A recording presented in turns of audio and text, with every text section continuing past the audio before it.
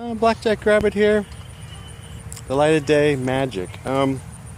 This is before 5th edition, and I always thought that the magic system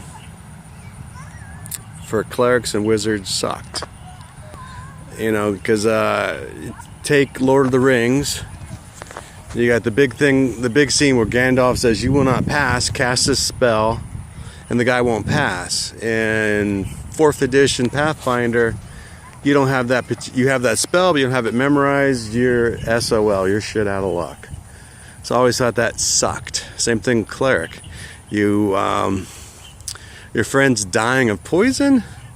No one in their right mind would actually memorize that spell. You'd put on a scroll, and then your friend dies because you don't have neutralized poison or slow poison. I always thought that was silly. So what I was going to do would be to allow clerics and wizards to cast any spell they knew when they wanted to cast it. I wasn't going to tell the wizards in the beginning, but they could. And I'll get into the reason later on of why they weren't told, because that's a different video. But in a nutshell, I wanted to then balance out sorcerers and bards. So my idea was this. For sorcerers and bards, they are actually the true masters of magic. And since they can kind of cast, they were able to cast things at will. But since they have limited spells,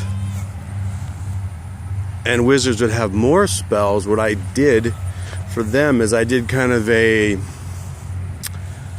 wild magic option for them.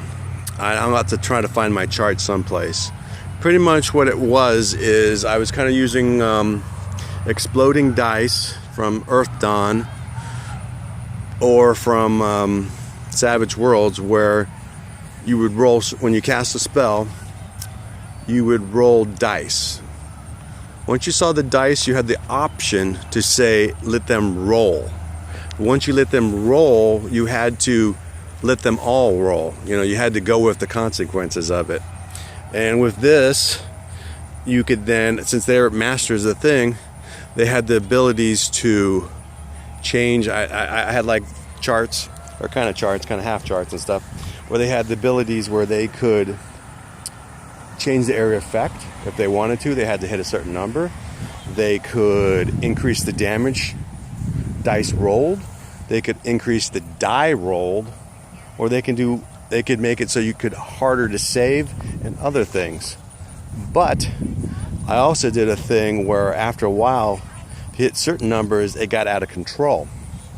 And if it got out of control, then it was the GM could play with it. And if you rolled high enough, the spell would be permanent. So if you cast a fireball and you could hit a certain threshold, there would be a permanent fireball there. And that's going to lead me into my next video about elves and why there aren't a lot of elves in the world. Thank you.